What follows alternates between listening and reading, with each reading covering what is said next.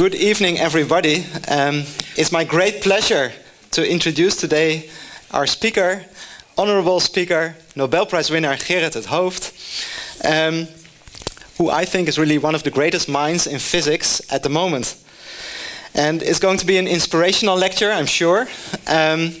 Maybe also because of a particular reason. So Gerard at Hooft was awarded the Nobel Prize, as you know, in 1999. But this was in fact work that he already did in his PhD time at quite a young age. So I think perhaps that's already an inspirational thing, that you can do something Nobel Prize worthy at that age. Yeah, so let's think about that. So the work later became the standard model, as we call it nowadays, of particle physics. And of course that's quite something, right? If you lay the foundations of the standard model.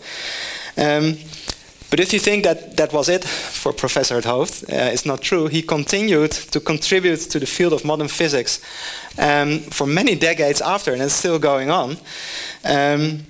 His dedication was really to contribute to our understanding of the world. And to me that is a great example. If you look at the topics that he worked on, I wrote some of them down. It almost seems like poetry. Gauge theories, quantum chromodynamics, string theory, magnetic monopoles, instantons, the holographic principle. That's right, beautiful, isn't it?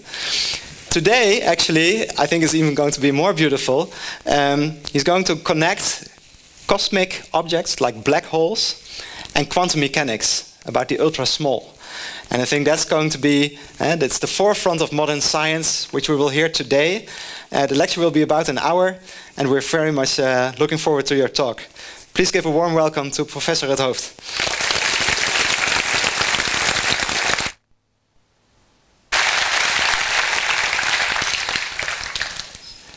Thank you very much.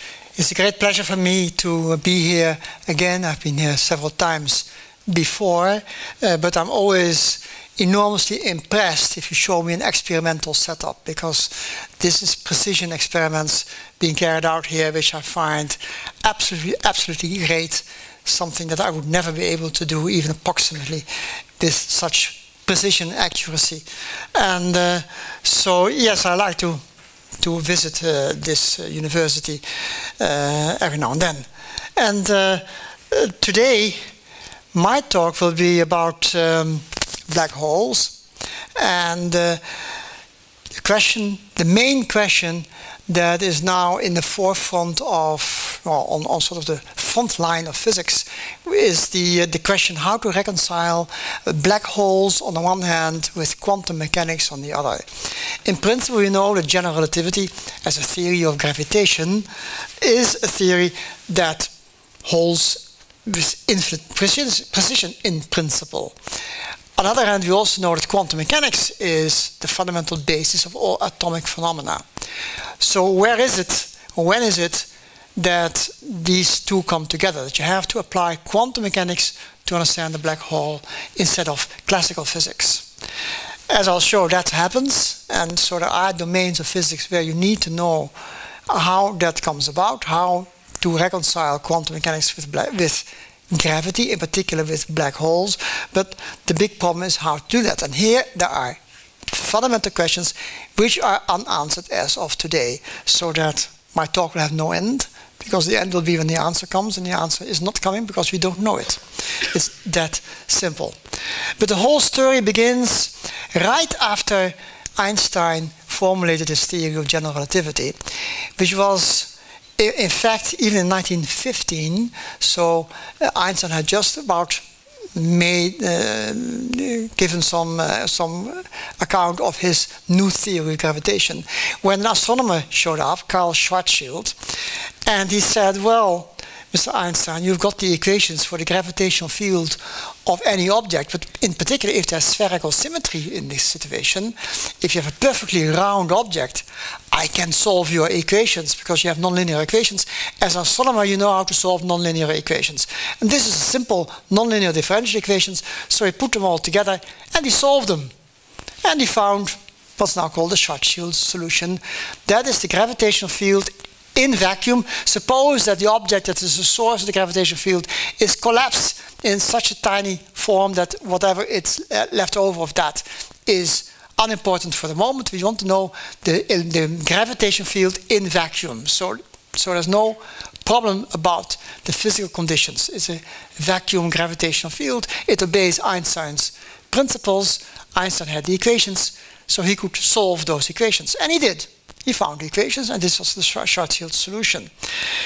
Unfortunately, Schwarzschild already had some disease, some illness, I think shortly before, after he wrote these things down, but he died a few months later.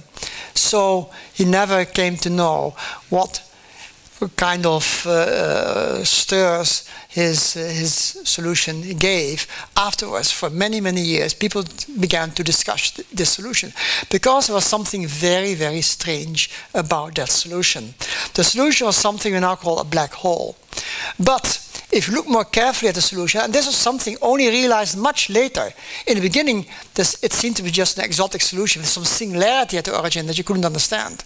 But Schwarzschild quickly realized that singularity was not important. Somehow there was an earlier singularity which was more important to him, which is now called the horizon. He thought that was a singularity.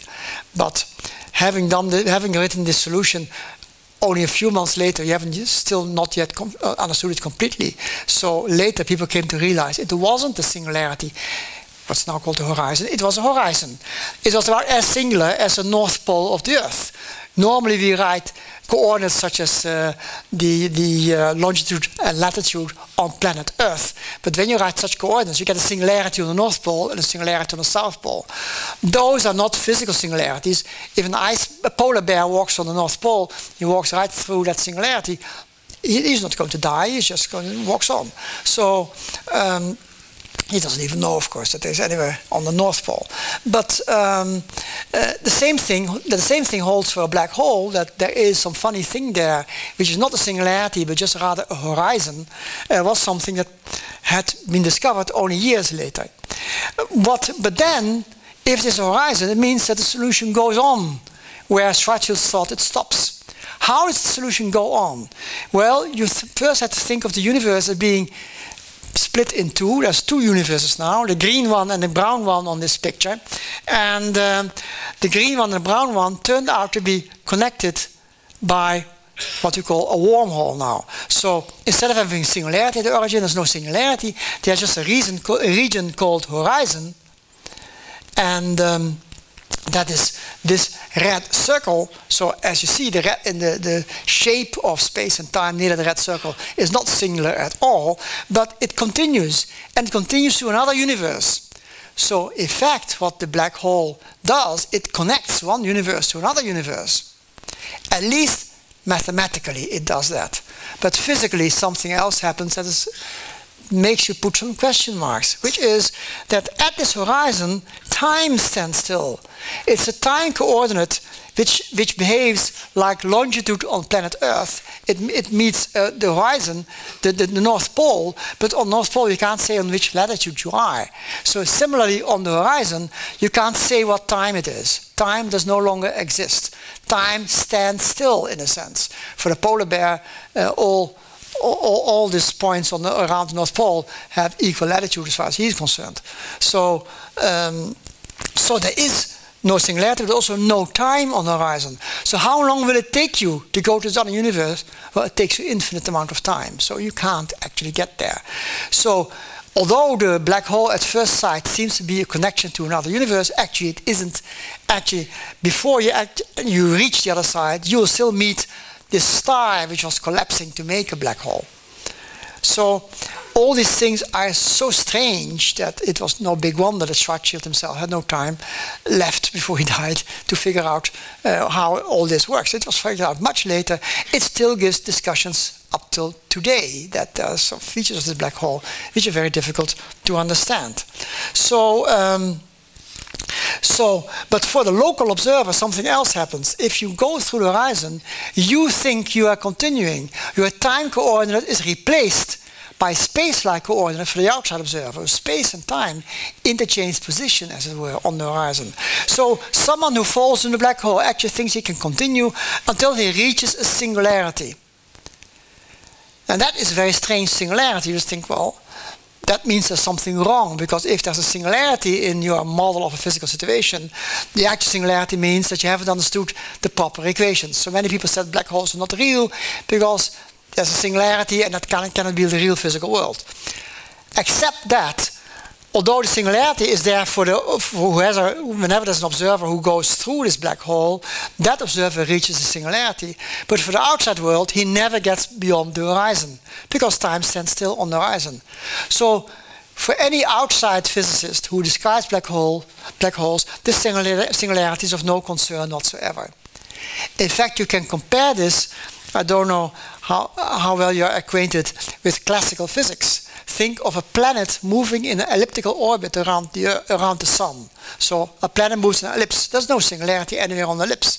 But if you take the time coordinate and you make that time become complex, there are branch cuts in the solution. There are singularities which are actually branch cuts. And of course you can say, well, that's not physical because time's always real. Time isn't a complex quantity. But if you let time to be complex and you thought perhaps that time was a control parameter that you could choose complex, well, if you do that, then you might hit singularities, which have no physical meaning whatsoever. Mathematically they're very important, but physically they have no meaning. So similarly you could say that this singularity at the origin has no physical implications, no physical meaning. So much for the singularity inside a black hole. It's a regular region of space and time. So this is a very strange situation, and the important question that was raised much later is a question which at first sight seems totally unrelated to the existence of black holes, which was the question how to reconcile general relativity with quantum mechanics. So what physicists like myself first did when you first are confronted with the question, you think you've understood the standard model of elementary particles, but there still is a problem that there's this gravitational field which is not properly incorporated in the standard model. So we should still add this missing part to the standard model, just add the gravitational field to it. What happens when you do that? What happens is that you get into a contradiction. Something doesn't work. And the thing that doesn't work is the very same thing that was so successful in the standard model, which is called renormalization. Renormalization means that strange things happen when you go to distance scales much smaller than where you can do any experiments. The theory seems to develop singularities or meaningless behavior. That's not true if you look at the thing sufficiently carefully. If you solve the equation sufficiently carefully at small distances, there's no singularity unless you go very far to the ultraviolet, like 10 to the 80 or something beyond the region where you can do experiments today. Well, that's way out of the domain of ordinary physics. There you encounter singularities, but not earlier. So the standard model is fine for all practical reasons. But gravity doesn't do that at all. Gravity develops singularities much earlier and in a way that's unrepairable. We do not know how to handle singularity as we did for all the other forces in the standard model. So something had to be repaired in our understanding. And so the question that we asked is, when and where are the gravitational fields that we ever encounter in this world stronger than anywhere else? What is the strongest possible gravitational field? It's an important question because it was the infinities which gave trouble. And infinity means that the field becomes infinite in strength. Well, before asking the field to become infinite, let's ask it to become very large. So where in physics is it that you encounter the strongest gravitational field? And the answer to that question is simply, it is strongest near black holes, but the tiniest black holes have stronger fields. That's because a field has a dimension of an inverse length squared, so if you go to smaller distances, your field strength becomes stronger. And so the tiniest black holes give you the strongest possible fields. And so actually you can understand how this happens because you can take you can assume that the real difficulties start where you have to include Newton's constant for gravity together with Planck's constant of quantum mechanics and the velocity of light, which Einstein used for special relativity. If all these three constants become of the order 1 in your typical coordinate frame, then you know that that gravity and other forces become equally important. So you can also answer the question very simply in this way. Consider these three constants, Planck's constant, which you usually divide by 2 pi, and call it Dirac's constant, but actually it is just basically Planck's constant. Then the velocity of light, c, and then Newton's constant, g of n, the constant of gravity. All these constants are fairly precisely known these days. So now you can ask, what are the time and distance scales where all these become equal to 1? The answer is very simple. It's called the Planck units. And the Planck units are there when all constants are like this, that you take a certain combination of these constants which has a dimension of a length, another combination has a dimension of mass, another combination has a dimension of time, and you can in fact describe all dimensionful parameters in physics in terms of these fundamental units. A very interesting question is something which I didn't write down here, which is the Planck momentum. The Planck momentum is, again, you have to divide, well, you take the Planck mass times the Planck velocity, light velocity, and then you get the Planck momentum. And it's a little piece of homework to calculate the Planck momentum. I like the answer very much, but it's just, or maybe I should tell it because then you can think about it yourself. It is 6 kilogram-meters per second, so 6. Just these enormously crazy numbers just cancel out and become just order number 6.5 actually. So 6.5 meter kilogram centimeters per second, or kilogram meters per second. So a very mundane value, whereas all these constants are crazy. The Planck length is ridiculously small. It's even small for any particle physicist. Particle physicists come in 10 to the minus 15 meters, perhaps 10 to the minus 15 centimeters, but 10 to the minus 33 centimeters is so much smaller than the smallest length scale in particle physics. There also 20 micrograms is a very large mass for a particle physicist. A microgram, think of how many atoms there are in a microgram. That's ridiculous for a particle physicist. But this is where gravity becomes important. And a time scale is the most ridiculous of all, 10 to the minus 44 seconds. Well, I have much admiration for the computers built here, but I don't think you can do one switch for 10 to the minus 44 seconds, because that's a tremendously small unit of time. Of course, that's the amount of time that light takes to make this very ridiculously small unit of length. So naturally, these are very crazy units. It just so happens that the Planck momentum is such a simple thing of 6.5. And this inspires me always to write this, to show you this transparency. It's my wife's favorite transparency, showing you all of physics, that, or at least all of my kind of physics, which is that we want to go to higher and higher energies. So you have a highway here with two signposts on the left and on the right. On one side I have energy which increases by a factor 1,000 for every step. So a factor 1,000 I go up in energy per particle and I collide them against each other. And on the right hand side you see the length scales which decreases by a factor 1,000 for every single step here until you reach 10 to the minus 35 meters, 33 centimeters. On this side, on that side 10 to the 18 GeV.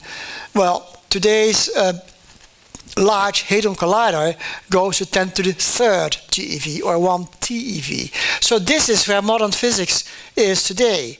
Now this side, the dotted line, is full of particles. These are all the particles which have been detected in today's experiments.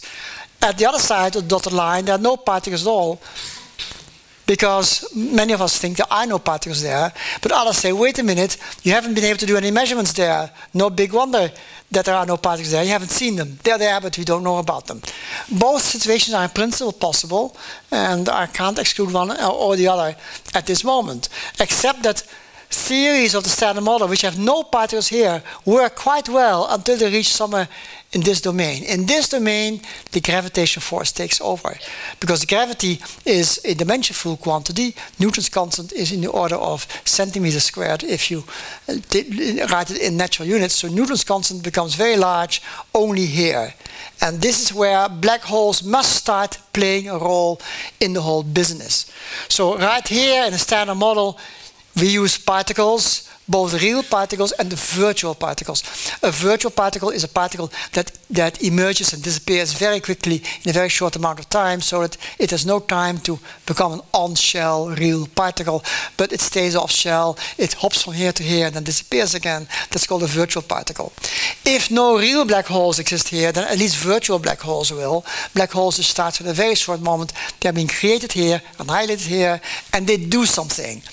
What is it that they do, and how do I do the calculations? What are the equations for black holes in this domain? And not only black holes, all the rest of quantum gravity as well. We want to have the equations, we don't know them. When we try to fabricate equations that might possibly work out here, we get into self-contradictory situations. Something is very basically wrong. And that's what, to me, makes this subject extremely attractive as a theoretical physicist. We want to make models and equations and we want to solve this thing. And the question has been asked many, many times, but now we are at the stage where we ask, just write down any set of equations, I don't care what it is, just write down any set of equations which look reasonable from the point of view of logic. That is, they are local equations, they obey some properties that you would like to have in quantum mechanics, like a Hermitian operator, unitary and so on. And we want causality to hold, so no effect before its cause. That will be internally inconsistent, some sort of locality. Now, and then you have Einstein's principle of special and general relativity, and then you have the fundamental principles of quantum mechanics, that you have wave functions. Can we put all that together, no matter what the equations you write down? People now ask the question this way, and even that question cannot be answered. We have no model that works more satisfactory than in a very simple, approximate way that we are dealing with the situation now. We just do gravity perturbatively. We say, well, the gravitational force is a small perturbation of what else you see, and that small perturbation can be calculated. So even when two particles gravitate among each other, they exchange a graviton, we can calculate that. So that's called perturbative gravity, that we understand. But how to do it non-perturbatively is the big problem. And we know for sure that in this domain here, non-perturbative quantum gravity will not only be important, it will determine the whole situation. It will control the whole situation here, and we don't understand the situation. Whether there's anything beyond that, if we go off the screen, that's again another question. We don't believe there's anything beyond that. We believe there's an endpoint here, and the reason is that space and time probably cease to have any meaning beyond that point. So you can't think of distances smaller than this without getting to contradictions right away. So it's natural to think that there's some sort of limiting situation here. But how to formulate this precisely is our big problem. So now, therefore, we say, how do we address this problem? Perhaps you have to simply look at black holes. Oh yes, I should have mentioned that this is the region also where the grand unification takes place. We have the fundamental unified theories of elementary particles. They seem to become more unified in that domain, not far away from where gravity starts to take over. So that's also very intriguing. Some fundamental unification seems to be taking place just before the quantum gravity domain is reached right here. So something fundamental goes on here, and we like to do experiments in that domain. So this is called quantum gravity, and this is the domain where we want to understand what goes on. So now comes in the game my dear friend Stephen Hawking. Here you see him in the episode of Star Trek, between Einstein and Newton, if you recognize the two. Some of these are actors, but the third is the real man himself, Hawking, who liked to play in this game where the three are playing poker together with Kirk or someone of Star Trek. And well, you can guess who won the game. That's an interesting question afterwards. So Hawking made a very elementary and very important observation that nobody had noticed about black holes. And the observation is so important that now dominates the entire discussion about black holes. And you can understand the problems he was dealing with by asking some fundamental questions about observers.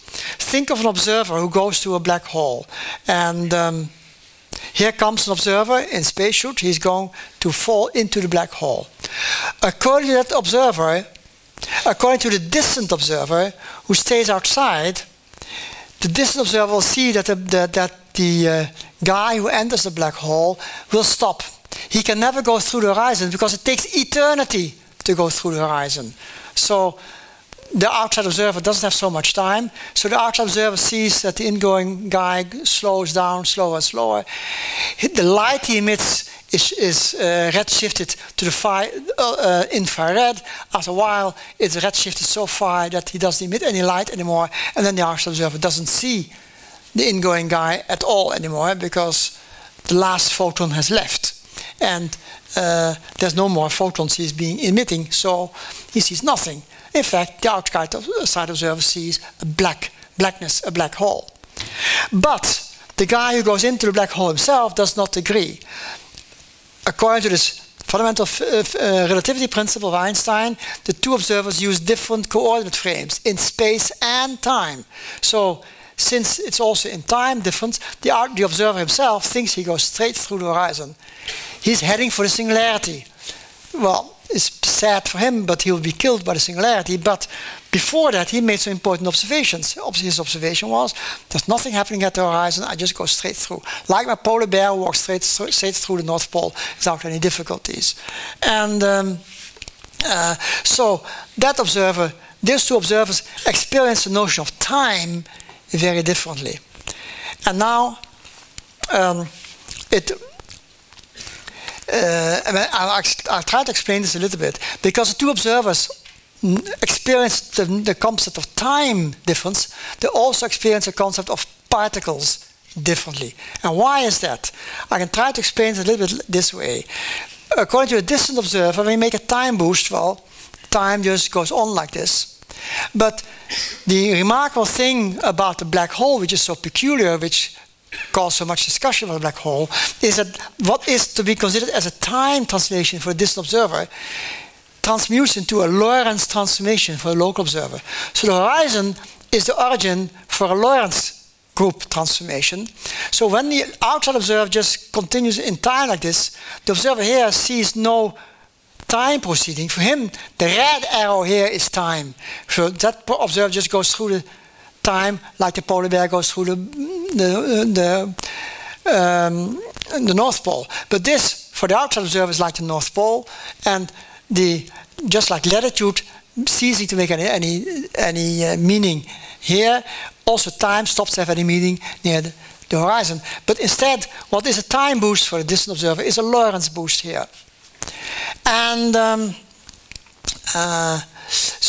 but now you have to define what is the definition of an elementary particle. And this is probably the hardest part of the talk. So if some of you momentarily will stop understanding what I'm talking about, never mind, you can jump in again. That is, that if you define the notion of a field is a fundamental dynamical quantity which we need to describe elementary particles. So you have the field notation. A field can be Fourier transformed in time. Then you get the Fourier coefficient e to the I omega t, and then a coefficient a of omega. But you split the Fourier transform into two parts. The part where omega is positive and the part where omega is negative.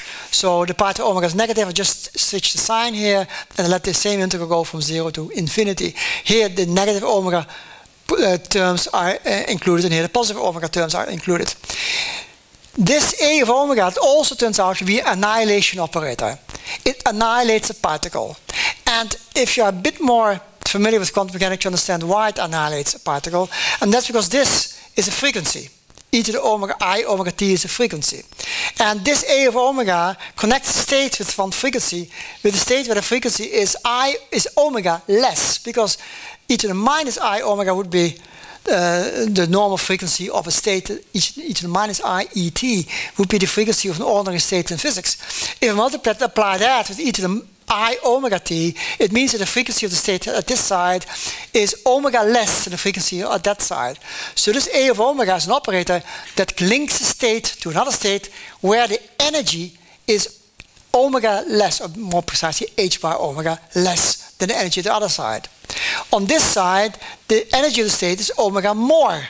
So this operator creates an amount of energy omega, or h bar omega, and this operator annihilates energy h bar omega.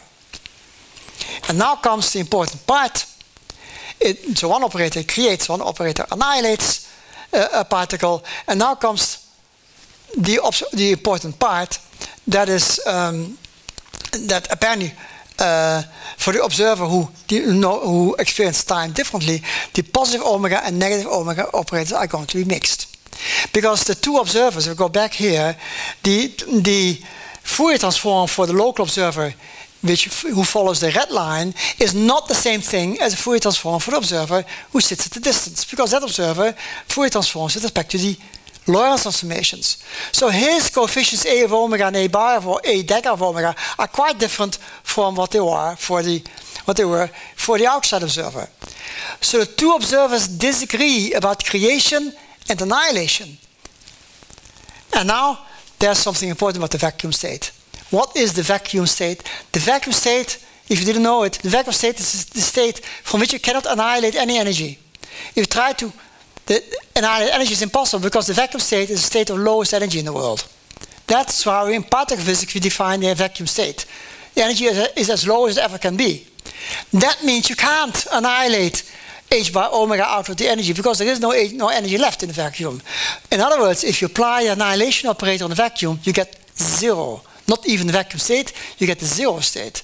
So, on the other hand, you can't create energy in a vacuum. You just put a particle there, you've created energy. You can put 2 particles, 4 particles, no matter how many particles. You can always go to high energy, but you can't go to lower energy from the vacuum.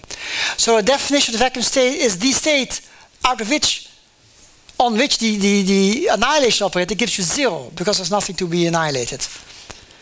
That means that the outside observer and the inside observer disagree about the vacuum state. And that makes it very interesting that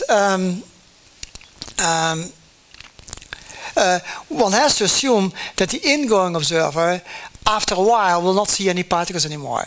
I just mentioned the black hole being black. So, no particles there. The observer who goes into the black hole says, I see a vacuum. A very good approximation. Or at least I don't see an infinity of photons coming to me. I just see perhaps 1 or 2 photons, but that's it. And if you look more carefully, all around those photons there's vacuum. I see something looking very much close like a vacuum. The outside observer says, oh, if you see a vacuum, I see something else. Because in my formalism, in my notation, I can annihilate lots of energy. There are particles there which I can annihilate. And so Hawking discovered that for the outside observer, the black hole isn't black. The black hole is surrounded by particles. Well, I didn't send any particles in, so I can remove all the ingoing particles, but there's no way I can remove the outgoing particles. They are there. For some time, Hawking thought he was making a mistake. So he didn't do the calculation right, he didn't have the right vacuum, so he tried again and again. He failed. And then he did something which a brilliant physicist can only do. Say, if I fail, there must be a reason for this. And the reason is these particles are real. They are real physical particles. They are not just mathematical gimmicks, constructions or something. They are not just fidgets of our imagination. No, they are real things coming out of the black hole. In fact, he realized that when he computed the intensity of the radiation. He said, well, if these are particles, I should be able to compute how many come out. And yes, he could do that, because he understood the Lorentz transformation, he understood field theory, so he understood how to calculate how many particles come out of the black hole. And the answer was the black hole glows like a light bulb, and it has a definite temperature. It has the black body radiation corresponding to a temperature. And that's the temperature of a black hole, and that's this number, 10 to the minus 8 Kelvin, if the black hole has a solar mass.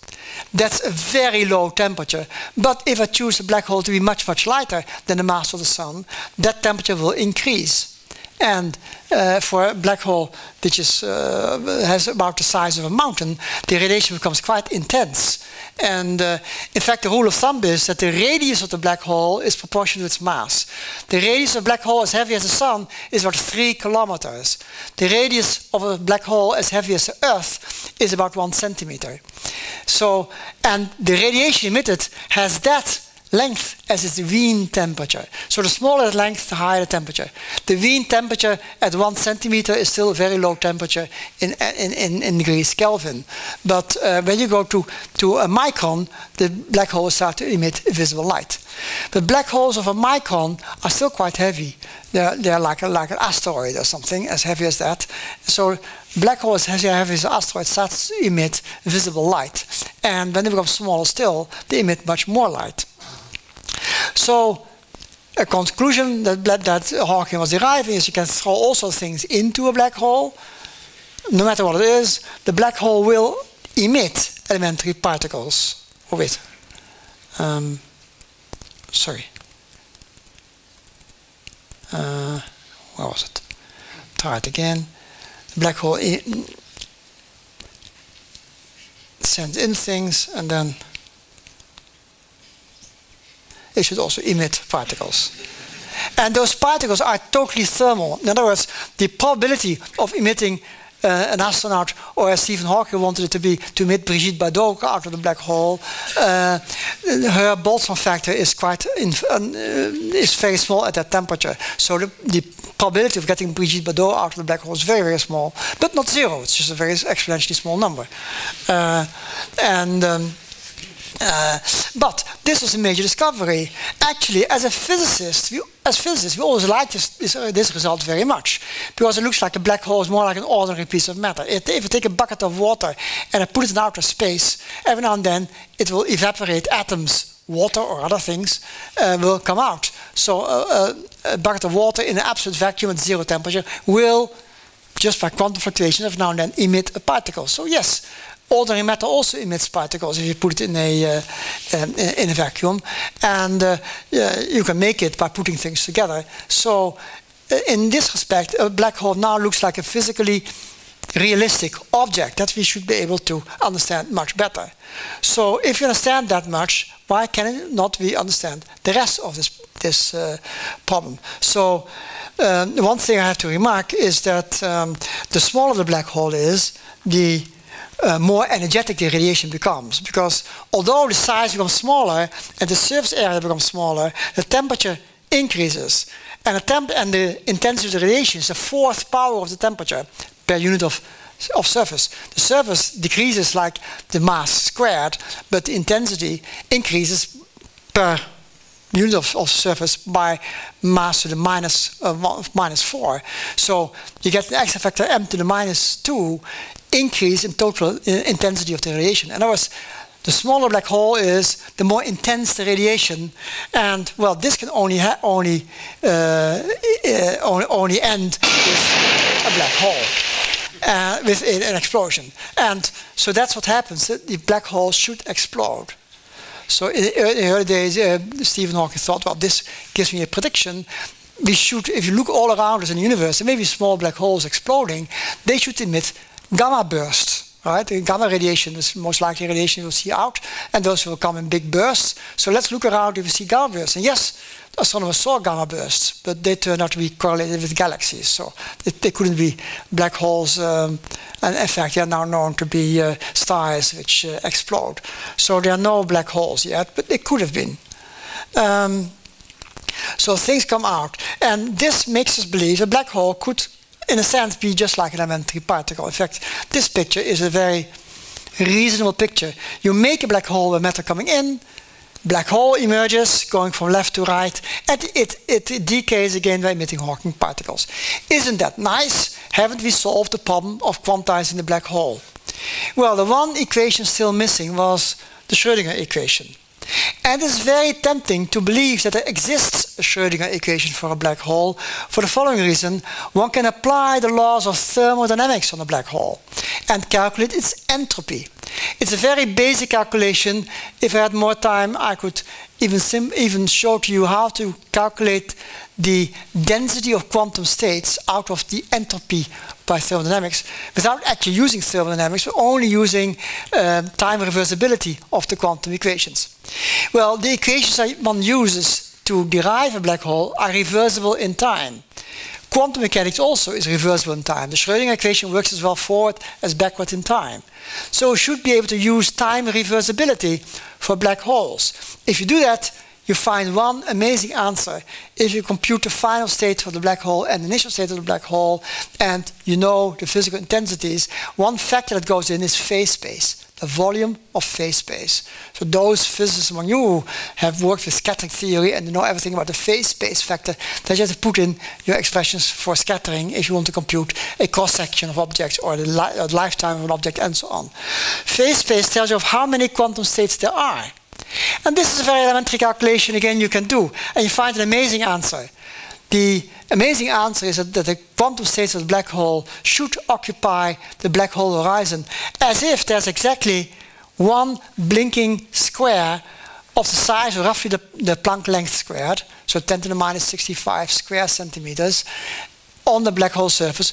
Small and big black holes all have the same size of bits and bytes on the surface which go on and off according to some rule. And the question we have now is very basic. What is the Schrödinger equation that controls these things? And much to our regrets, Hawking's argument didn't seem to work here. First of all, his argument did not give any of these quantum states which occupy one Planck length square on the horizon, nothing of the sort. So something is very basically wrong here. Even if it's a derivation, many people put in doubt, but then later we say, no, derivation is too beautiful, it must be correct. So we all believe is a result. But we couldn't define the quantum equations for this. So not only did we have a problem that we couldn't compute something, we didn't even know where to start. How to start to compute the Schrödinger equation. So this was the big difficulty. By the way, I mentioned here, I put here some things on the side. We only know phase space up to a common factor. If both left and right of the equation you add a number of bits and bytes, that gives you the same answer. So every black hole has a number of bits and bytes sitting on the horizon, plus a number of bits and bytes at the side, which are the same for all black holes. Maybe that number is negative, so that very tiny black holes don't exist, because they must at least have one quantum state. So this is something we don't know. But we could calculate this property of black holes. As soon as black holes are a reasonable approximation of physics, let's say anywhere at our side of the Planck scale, black holes are legitimate solutions. They should obey this situation. So we now think that things are time reversal invariant. So now you can think of particles going into black holes, and of course we'll then also expect things to come out again. So you can think of comparing the black hole with this time reverse situation, and then you get all these results. So one would think that knowing all this, the rest should be easy. Just write down a Schrödinger equation, and this is where we fail. It should bring law and order back. And what we really want is a Hamiltonian, just like we used to the hydrogen atom or anything in quantum mechanics. We always have a system and a Hamiltonian. If you have a solid, like being studied here, crystals of no matter how big, even if the crystal is a cubic meter, you still know that the thing obeys the Schrödinger equation. Of course, a cubic meter of atoms obeys a tremendously complicated Schrödinger equation. But this is a Schrödinger equation, all right. And roughly we know the dimensionality of the Schrödinger equation for the black hole. That was this number that you get by looking at the surface area and exponentiating the surface area to get the number of states. But we don't know the equation itself. We don't even know where to begin. And this was a problem. Things falling into the black hole, something happens, things come out. There should be an equation that controls what comes out. And the suspicion is that if you put entangled states into the black holes, you could get anything out that you want in principle. But that's just very hard. And the fact that, well, the problem now was that according to Hawking in his calculation, the information about ingoing things gets lost. That means to him that the evolution operator of a black hole could not even be unitary. Because if your evolution operator is unitary, if you take two different initial states for the black hole to go in, you'll have two different states coming out. But according to Hawking, his calculation said that the outcoming states of the black hole is always identical. So there are some basic problem here, which is now called the black hole information paradox. And according to Hawking, the outgoing particles do not depend on ingoing particles. Therefore, according to him, the black hole itself does not obey a Schrödinger equation, because that would have to be unitary, and then two different states in would be two different states out. No, not true according to Hawking. So Hawking says, okay, well, that means that quantum mechanics doesn't apply to black holes in the way you are used to, but you have to take two different black holes connected by a wormhole and then apply quantum mechanics to that. Even that was difficult to understand, because how would that be reconciled with causality and so on? And discussion goes on in literature in the wildest way you can imagine, of course, but the two black holes somehow communicate with each other. Black holes are entangled. One black hole could be entangled with a distant black hole somewhere else in the universe. That's what some people seem to be thinking. But it's very difficult to make that work and to reconcile that with laws of causality and so on. So there's something very basic wrong. This can't be right. And this actually led to what Leonard Susskind calls the black hole war. Actually, it is the war. We're all friends with each other. We don't fight each other. We only fight each other with arguments. So we sweep arguments at each other one way or the other. But Leonard Susskind described it as a battle that he had with Stephen Hawking. Actually, it was a battle between fundamental particle physicists on one hand and Stephen Hawking and some of his group in general relativity at the other. Remarkably here, the lines of the battle where the people are divided were particle physicists on one hand and general relativists at the other. General relativist people thought general relativity comes one, quantum mechanics comes second. We in particle physics say, no, quantum mechanics comes first. Gravity comes second. So there was a fight going on. And the fight originally was that there were various alternative theories. One was that Stephen Hawking originally said that the information just simply gets lost and that's it. Too bad for you if you thought it wasn't. But then he sort of felt that we had some good arguments here after all. So he said, well, maybe the information comes back, but only at the very, very end when the black hole explodes. And the problem then is the degeneracy of states. It will become much too large. So that couldn't be right according to many of us. And then Stephen Hawking still said, okay, well, it comes back in Hawking radiation, but only at the end of the black hole. I've been saying always that it comes back with Hawking radiation immediately. The information becomes encrypted in Hawking radiation. Encrypted so well that the encryption itself looks like black noise, white noise in ordinary physics. So you think you have the ideal random number generating just white noise. Actually, it's not an ideal number generator. It's a deterministic number generator. So it's quantum deterministic. Quantum mechanics tells you what kind of white noise comes out of the black hole. To me, that sounds totally logical. Well, I noticed that Hawking slowly changed his mind every now and then. He was here, and then he came here in 2015, and this is where I am. So I think we're getting closer together. So why is it that I think that the black hole information comes out immediately with Hawking radiation? That is because, well, you have to ask, how can ingoing particles communicate their properties to outgoing particles? And the argument has always been, there's a point where they interact. If a particle comes in, it interacts with particles coming out. It interacts very, very close to the horizon. But then people always say, yes, the interactions are small effects. You have to do them perturbatively. They're so small that it's impossible for ingoing particles to transmit all their information to outgoing particles. How can that be with such an interaction? And my answer is yes, that can happen. And it happens in the following way. Think of all the Hawking particles queuing up to get out. They fill the vacuum completely in a very dense way, because for the outside observer, there's an infinite number of particles queuing up at the horizon, because near the horizon, temperature becomes infinite, so or seems to be infinite, so you have lots and lots of particles there. And what does an ingoing particle do? An ingoing particle that comes here seems to interact very weakly with the others, but interact in such a way that the others are being displaced. So this is what the gravitational field does.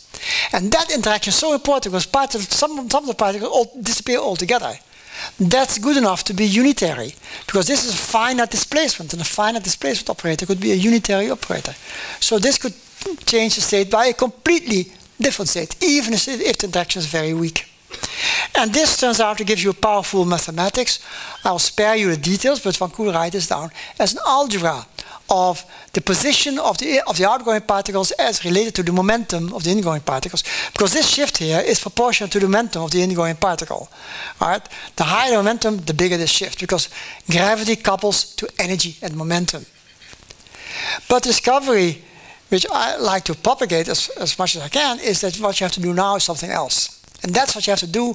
What you have to do is exactly the same thing as what you have to do with a hydrogen atom at the beginning of quantum mechanics. So people did quantum mechanics, and at some point it was realized that you can write down Schrödinger's equation for the hydrogen atom and solve it. And what you have to do is, when you solve it, you have to use the fact that the Schrödinger equation is linear. Because if it's linear, you can solve any linear equation. And what you then have to do is you take the waves of the outgoing or the electrons at the hydrogen atom and expand them into spherical waves. With any given spherical wave, the wave equation becomes very easy. It's a one-dimensional partial differential equation, which is easy to solve explicitly, so you can understand exactly what happens after you did your partial wave expansion. And what you have to do now, the claim is you have to do the same thing now for black holes. We do a partial wave expansion. Instead of writing a single particle coming in, I say I get lots of particles coming in, but they form a spherical wave.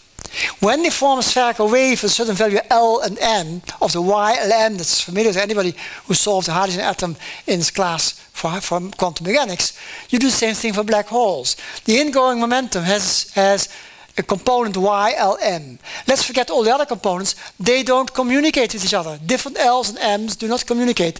In hydrogen atom, you can look at every state of the hydrogen atom at one L and one M. Solve that and forget about all the others. That you can do here too. So the ingoing momentum is expanded in YLM. The outgoing position of the particles will also be expanded in terms of same YLM. And you can relate the ULM with the PLM for every given LM. They don't crosstalk to each other, at least not according to the simplest equations that we write down. So you just work with it. And then things suddenly become very easy. And now you can understand what happens. If you have a particle coming in, here I describe actually a particle coming out, a Hawking particle coming out near the horizon, but then another particle comes in. What the ingoing particle does, it shifts the outgoing particles, it drags them along a little bit. Far or small or close, that depends on the momentum, but it drags them in. If you wait for an amount of time for the outside observer, you have to Lorentz transform this picture. So what is a small displacement at one time becomes a very big displacement at later times. There's region 1 and region 2. You read universe 1 and universe 2. And now you see the one particle is being transmitted into the other universe by this effect. But it is sent into the forbidden region of a black hole, where your only destiny lies in the singularity ahead of you. Not a very pleasant destiny. So the question now is, what happens to the particles in region 4? Now here I did a little calculation and I made a mistake. The mistake I did is I let the particle go in the other direction. I let the particle not go forward into where it's not supposed to be. I let it go back into region 2. What seemed to be a mistake actually saves the situation, because if you do that, the equations become unitary. And so if you do that, you get suddenly a completely reasonable looking quantum Schrödinger equation for a black hole. So let's dwell on that a little bit more and let's see what comes out. The particles that disappear in region 4, they reappear in region 2 of the black hole as physical particles. They never disappear. Either they reappear in region 1 or they reappear in region 2, but they don't disappear, and this way you actually restore quantum unitarity. For instance, if the ingoing particle goes like this, the outgoing particle is actually in momentum space. You see, if the ingoing particle is in momentum space, the outgoing particle is in position space. If the ingoing particle is in position space, the outgoing particle therefore will be in momentum space. So if the ingoing particle sits in region 2, the outgoing particle will necessarily sit in both region 1 and region 2.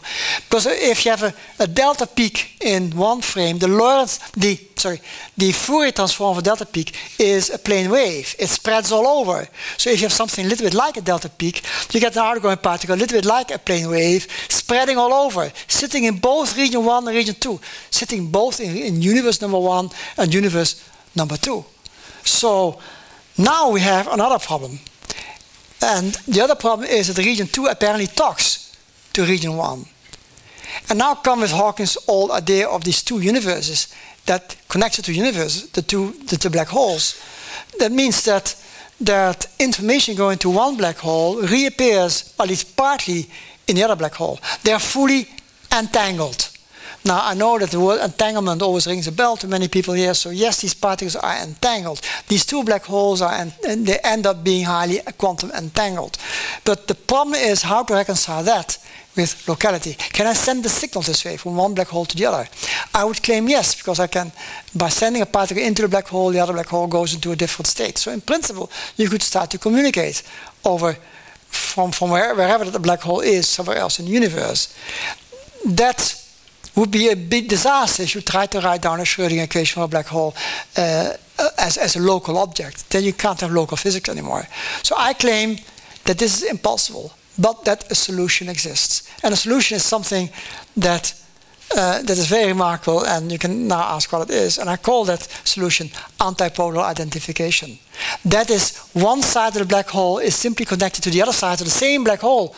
So this wormhole doesn't connect different universes. It connects one side with the opposite side of the black hole.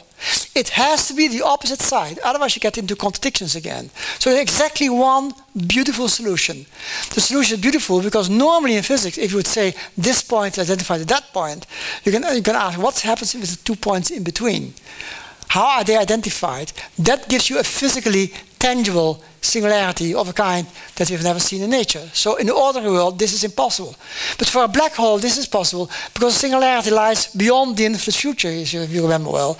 So if there's a singularity there, just make that singularity a bit more complicated, but no harm is done to any local physics.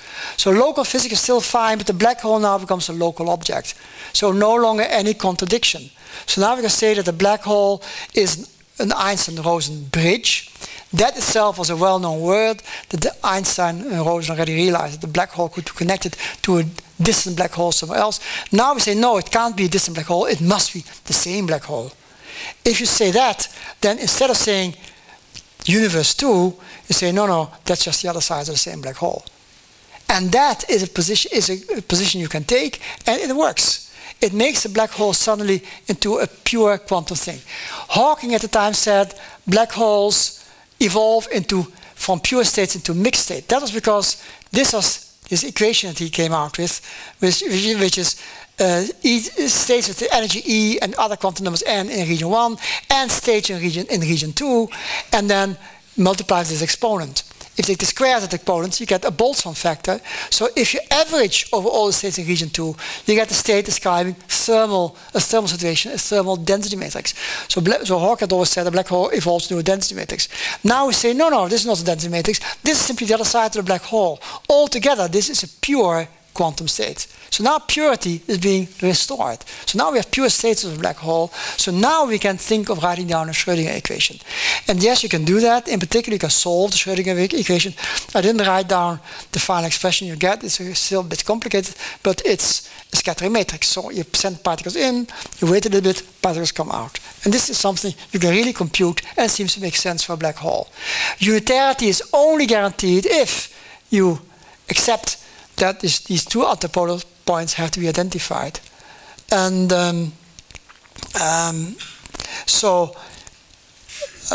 you should be able to pass through the horizon, but if you pass through the horizon, you only emerge at the other side of the black hole. Actually, it's a very slow way to go to the other side of the black hole, because you first are being slowed down at the horizon for a very long time, and then eventually these quantum effects take over and you are replaced with your Fourier transform, and then you come back to the other side. A very, very strange situation, of course. This is not ordinary physics. It's very extraordinary physics. It says that if you have a black hole, consider it as a region cut out from the universe. This is not only a shiny ball, as I indicated it here, it's actually completely black, and the inside is simply absent. If you try to enter at one point to the black hole, you re-emerge at the other side. But it takes some time because you're first being slowed down at the horizon. So even no violation of causality, because it takes more time to go to the other side this way than to simply go around the black hole at some distance. So not much harm is done to ordinary physics. And this picture seems to work very, very well. But you come out CPT inverted. Now C, okay, if you come out as an antiparticle, you can understand that. P, if you switch your parity, you can understand. But T you go backwards in time and you come out. Well, that's a crazy consequence of the fact that time stands still at the horizon. So when you come out, time is inverted. That's very strange. So normally it doesn't make much sense. Indeed, if you would switch off quantum mechanics by replacing h bar by 0, this whole effect becomes invisible. So the classical black hole does nothing of the sort. It's really a fundamental quantum effect which only holds for the individual particles, and for real human beings to go through the black hole, it's impossible. So you come out, well, first of all, you enter to region 4, not region 2, but only if you do this Fourier transform, the information that's contained in ingoing particles comes back as the outgoing particles. And I think that was the fundamental result that that I want to explain to you. And it is, as I also like to explain to you, it solves many other problems. And I think it also solves my time problem. I think my time is sort of over. So that's a good point. So there are various other problems which I could have mentioned if I had more time. The so-called firewall problems, that there was some recent discussion that maybe things going through the horizon won't survive beyond the horizon, but will be killed by all those Hawking particles coming out. That was a big problem. It's still a problem today, unless you do something very special. And although I think that arguing along the way, I have been arguing, one can answer this question, but I don't know that yet for sure. It's still something that is very mysterious. So this argument has been written in the archives just recently, and it brings me to the end of the talk. So welcome in your journey towards the black hole. Thank you.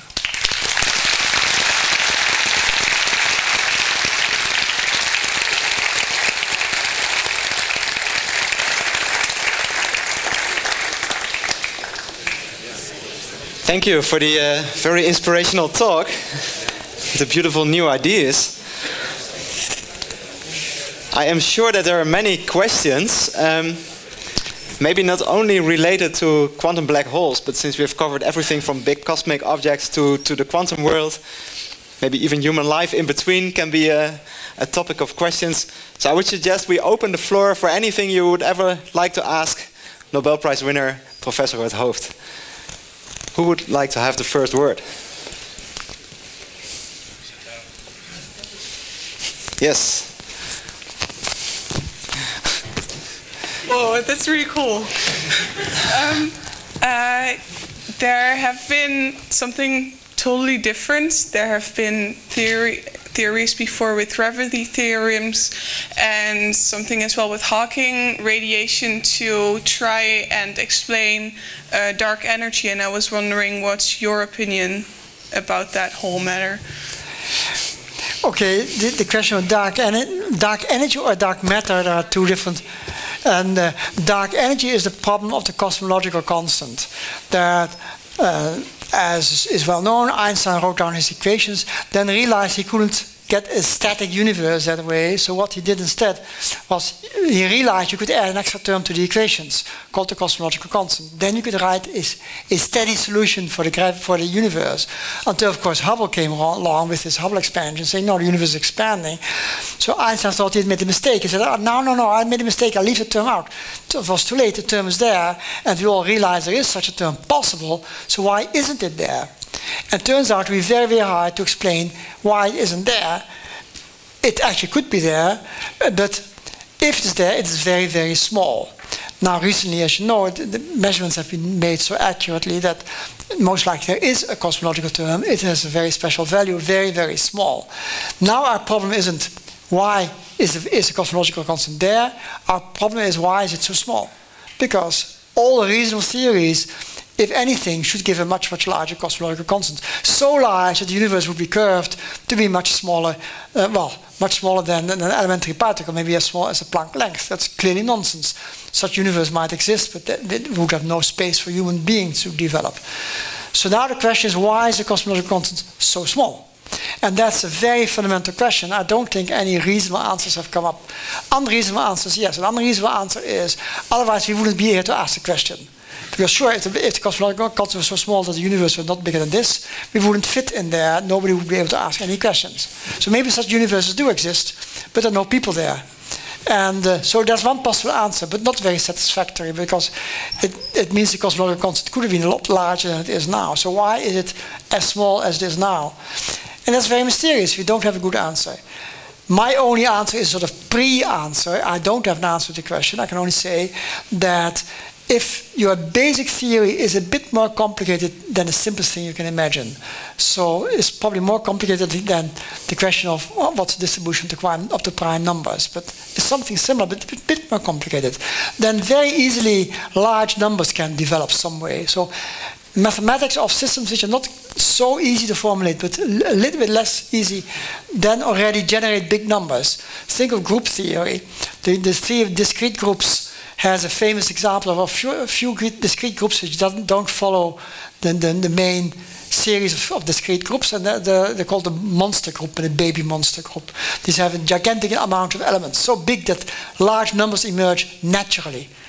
So my statement is, if the theory of all forces that we come up with is sufficiently complicated, it will generate large numbers. And so maybe the cosmological constant, as it seems to be observed today, is the inverse of such a large number. But that doesn't answer the question, so it's not an answer, it's just an idea that it's not impossible to speculate that large numbers will come out of the blue in a sufficiently complicated theory. But that's the best I can say. I have no better answer than that. I wish I had, but this is all. And dark matter is another question. I thought you would have that question, but that's in any case something else. Well, dark matter is interesting. It's interesting too. And yeah, could you comment on? I can comment. As you probably know, our student Erik Verlinde has recently come with a theory where he claims to explain the phenomena now ascribed to dark matter. And according to him, there is no dark matter. He can explain it by modifying the laws of gravity in a certain way. I think, well, there's still a lot to be done before I can accept that theory as being my favorite as well.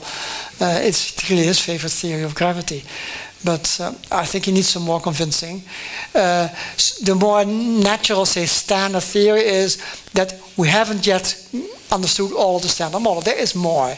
And why shouldn't there be more? It would have been very presumptuous to think that we've got the entire theory of all particles just because they all are so kind to be lighter than one TeV, because otherwise we wouldn't have detected them anyway. No, there may be lots of particles beyond the TeV that we don't know about, which could be very weakly interacting or non-interacting with ordinary particles, except gravitationally. They always interact gravitationally. So if new species of particles exist that interact gravitationally, of which some, at least one of them, is stable, so that it can roam around in the universe without decaying, then we could explain the existence of dark matter in a rather fundamental way, but in a rather conventional way in terms of particles. It still is my favorite now, but maybe Erik will one day convince me of his theory. Does that answer your question? Yeah. Who's next? Could we have a microphone there?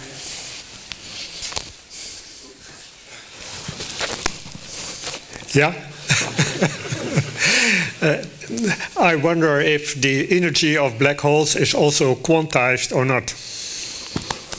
The energy of black holes, well, black holes themselves are quantized, but the quantum numbers become very, very dense, because you look at the horizon, which is this, the size of the mass of the black hole squared, because the mass of the black hole is the radius.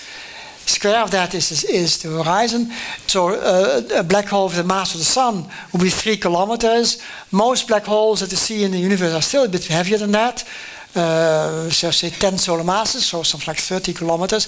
The square of that will be the surface area. So, and then you have to divide that by the Planck length to see how many bits and bytes of information are there on the black hole.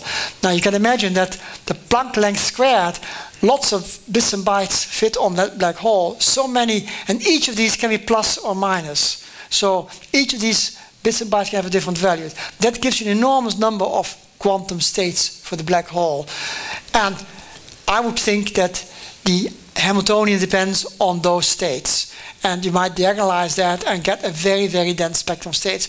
Most of them not real, but in the complex space. So the energy would be a real number plus I times an imaginary number. That the mass squared has an imaginary number about 1 Planck length squared. So the energy spectrum is not real, but in the complex plane.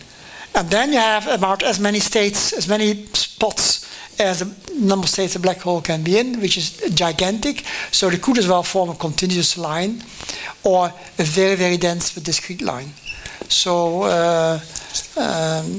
officially it would be a very dense but discrete line, and that would hardly lead to any discretization of the energy on the real axis, because you're a little bit away from the real axis. On the real axis they all smear, because they have a energy distribution like a resonance. So all these resonances are lying on top of each other. So in practice, I don't think one will feel energy quantization. I should add to this that not everybody agrees. Some people think that the energy will be quantized with either the mass or the mass squared being an integer multiple or something. That could be true, but I don't believe that. I think it's more likely that a black hole is more or less, the energy spectrum is more or less continuum. Many, many resonances lying on top of each other. So what is the smallest mass that the astronomers can actually observe for black holes? Yeah, so the question they ask is a little bit different. The question they ask is, how can you imagine a black hole to be formed? And a black hole forms by a collapsing star. If a star is too light, it won't collapse. Then it will become a white star, then a red star, a brown dwarf, and so on. But it will never really condense to make a black hole. The pressure of the material that it's made of is too big, and so it won't condense any, contract any further. But black holes over a few solar masses, about 10 solar masses, there, if you just follow the evolution, they will contract at infinitum and become a black hole. Then there's a so-called Chandrasekhar limit, which is I forgot the exact number, 4 or 6 solar masses, something like that. Smaller than Chandrasekhar limit, is very hard to imagine black holes ever to be formed. And they don't see them. At least you wouldn't be able to see them anyway in most of the cases. Maybe a very exceptional one orbiting another. But usually when you see something orbiting another star, usually when you try to calculate its mass from the orbital parameters, it gets about 10 solar masses or more. So most black holes known have about that lower limit. So the black holes that radiate visible light, these are purely hypothetical? It's very hypothetical to make them as small as a micron. But we know that officially a black hole can always lose energy by just Hawking radiation. So there cannot be any lower bound much above that fundamental value. So the Planck mass and the Planck size will be naturally the limit. Or maybe 10 times the Planck mass or 10 times the Planck size. But there must be a limit somewhere in that domain. Okay. Because as soon as quantum mechanics ceases to be important, then the black hole is a legitimate configuration. Right. There's one there.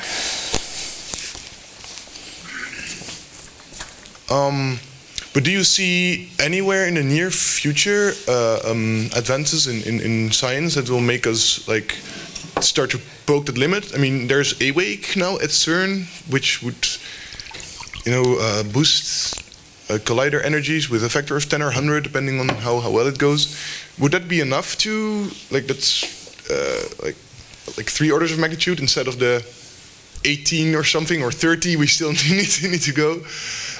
Do we really need to get into those Planck length energies, or do you think with a factor of 1,000 higher energies we might shed some light, or is this something? I mean, we don't know, of course. So if the question is about experimental verification, of course, there's a problem. We could perhaps put another list of numbers here, which is the amount of money it costs to do an experiment, which will probably also go even faster than factors of 1,000. And of course, the size of the accelerator will also become bigger. So you see the problem that it's not going to be easy to get a direct experimental confirmation. But so what one can do is watch those very large astronomical black holes, but you won't see the radiation coming from them, because that's a microkelvin or something, or even smaller than that. So it's hopeless to expect. Where's our nearest black hole? I mean, mean Milky Way stars are like 4 light years apart.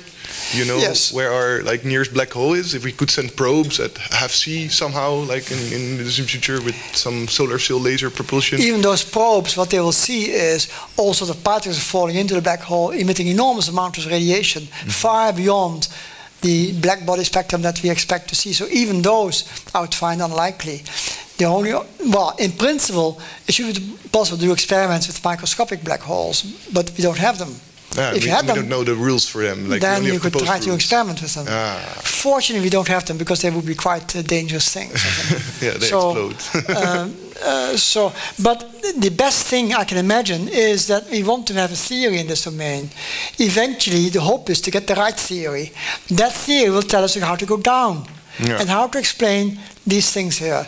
Because the standard model has some 26 or something unspecified constants of nature. They are numbers, you can, in principle, you can put in any value you like, you get a reasonable looking standard model. Nothing wrong with it. Yeah. Except there's only one set of values which are physically correct because we have measured them. Yeah. So there you can do experiments to measure these numbers.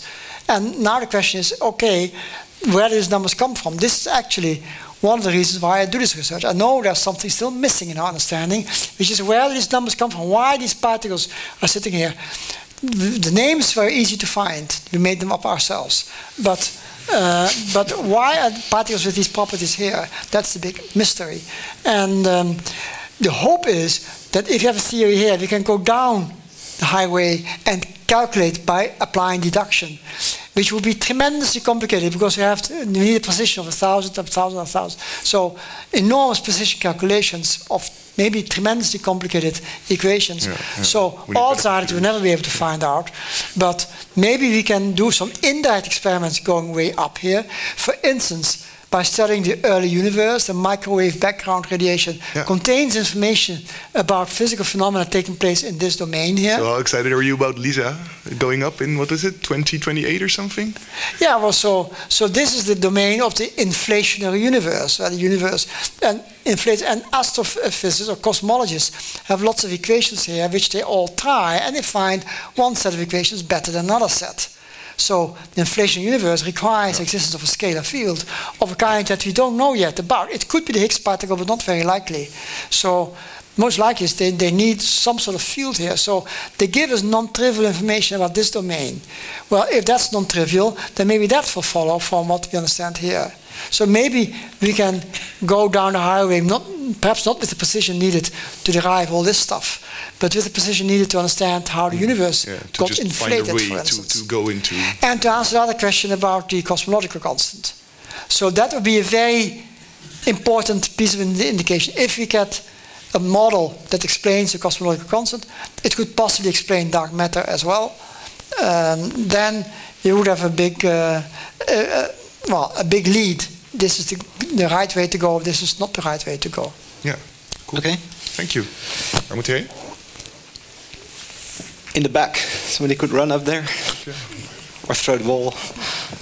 I have this question about neutron stars, because they basically are black holes without a horizon and some other stuff. But a lot of quantum stuff is also going on in these neutron stars. And what of this theory basically does apply to neutron stars and what doesn't compared to black holes?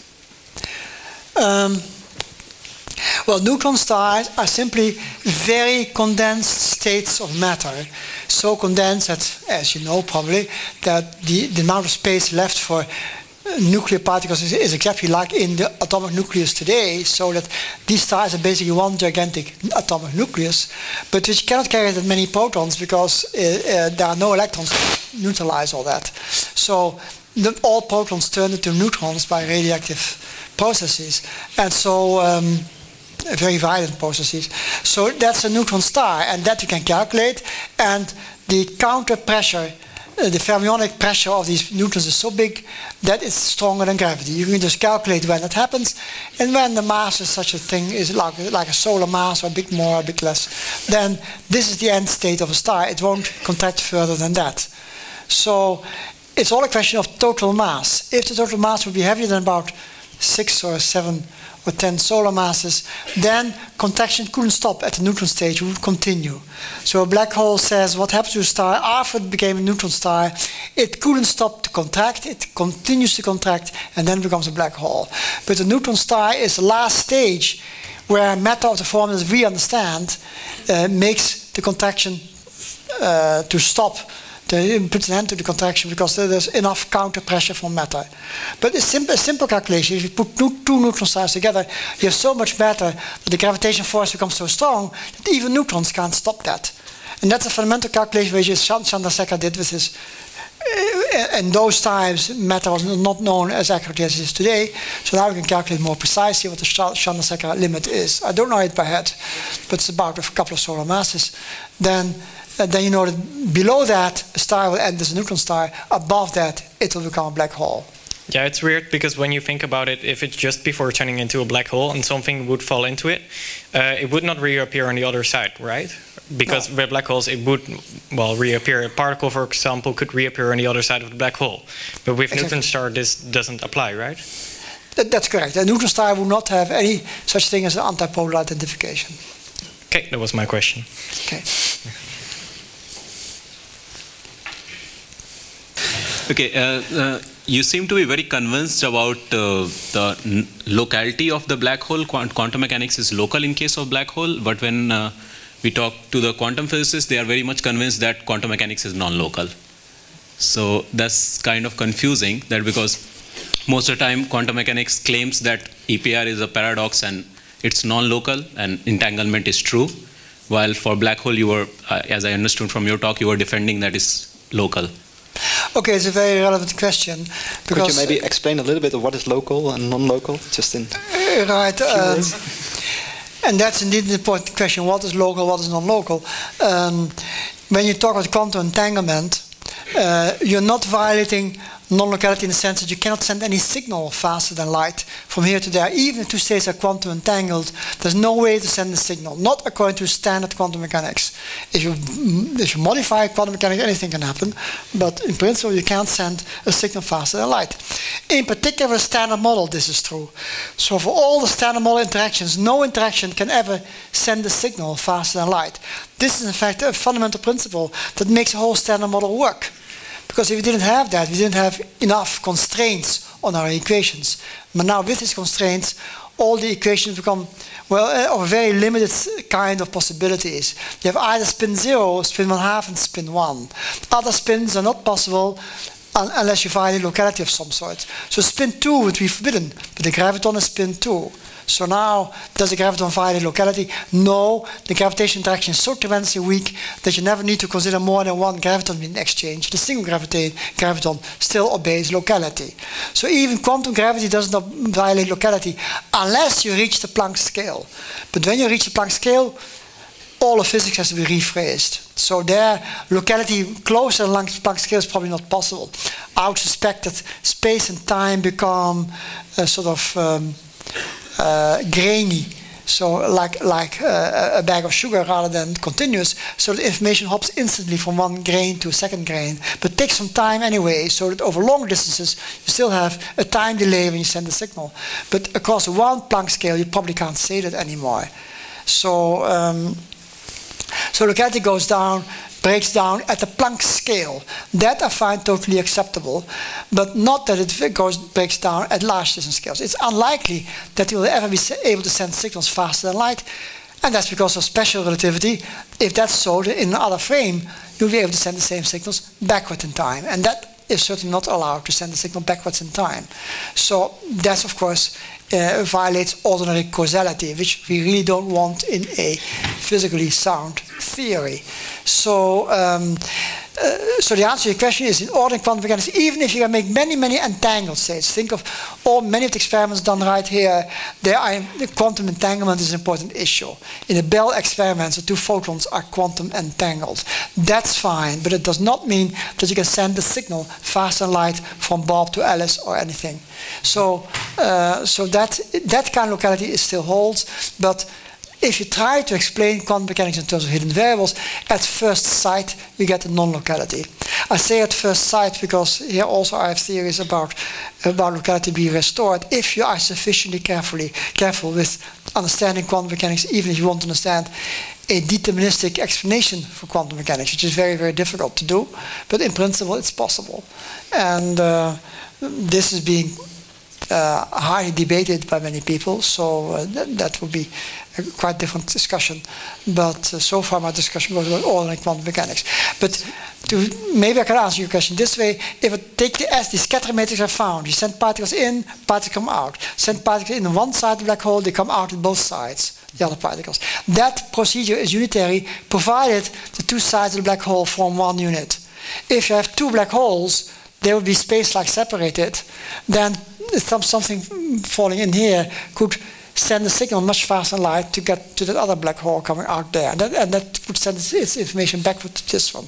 That would cause information to be transmitted faster than light. By itself, you would still say, yes, but how can you do real experiments? That's not possible. But then I say, no, but look at that scattering matrix I derived. The scattering matrix would not be a unitary matrix if I would chop off the parts which have this part talking to that part. And that's illegal in physics. So a scattering matrix should be a product of a scattering matrix here and a scattering matrix there. And that doesn't happen with these black holes. That's the kind of locality which I do want to keep. And that I only can keep if I let the antipolar parts of a black hole communicate, which seems to be perfectly fine. It generates no contradictions anywhere. So for the moment, I still keep that as the best solution to all possibilities. But how do you see that? Like right now, if we try to explain that non-locality, and most of the things that we claim about the quantum mechanics comes with the linear behavior of our Schrodinger equation. And same you're applying in your black hole theory as well. So like if, how do you see that are they two different theories, or there are two different approximation of single theory? Like we are approximating a linear approximation of some sort of non-linear theory. In one quantum domain it behaves in a different way, while in black hole domain it behaves in a different way. Is that a possibility? I can answer the question in terms of the standard model. So ordinary elementary particles, we work with fields, and fields consist of creation and annihilation operators, as I just explained. And now, if you let these operators act on a point in space-time here, and you take another field and a point in space-time there, as quantum operators, a field defined here and a field defined there should be commuting operators if these 2 points are space-like separated. So you take a point here and 1 light year away from here, but at this moment another point somewhere, at Alpha Centauri or someplace, then if they are so simultaneous, not a year later or a year earlier, then any operation I do here should commute with an operation I do there. And that's the physical definition of locality for the standard model-like theories. I like to keep that definition also for black holes. So if I do an operation here, it should commute with an operation there. And that would not happen if I would have these two black holes communicating in the way they are. And that would also not be in agreement with all the experiments done here with entanglement, where although you have entanglement, you cannot send a signal faster than light. That is. I think we are approaching our time horizon. But before closing off, maybe many of us are wondering how can you become such a great mind? So for you personally, what would you advise students, apart from being very intelligent and hardworking, but what was your way of getting to this level? I don't know. I once heard of a famous physicist who got that question, but he gave an answer which to me, in my mind, was totally wrong. And his answer was, don't make any mistakes. And I thought it was nonsense. You can make as many mistakes as you want. That's not the point. But be critical. If you make a mistake, you can make as many mistakes as you want, but you should be yourself to want to find those mistakes. You don't let other people find your mistakes. Okay, maybe sometimes you do make a mistake, other people find it, but try to find your own mistakes. In other words, be extremely critical. I think that's, first of all, to yourself. You be critical for everything you read. You might ask, suppose it wasn't like that. Suppose there's some other way. Could I get along if I would see the extreme opposite of this equation. Suppose I take the equation of the book, I replace all the equal signs but not equal signs. Would that be a reasonable book?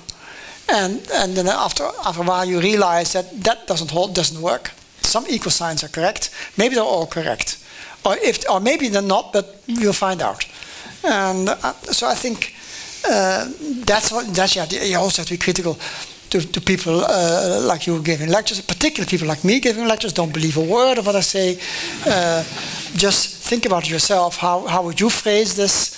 But try to write it down in such a way that not other people find that you're making stupid mistakes. Ladies and gentlemen, Professor at Hooft.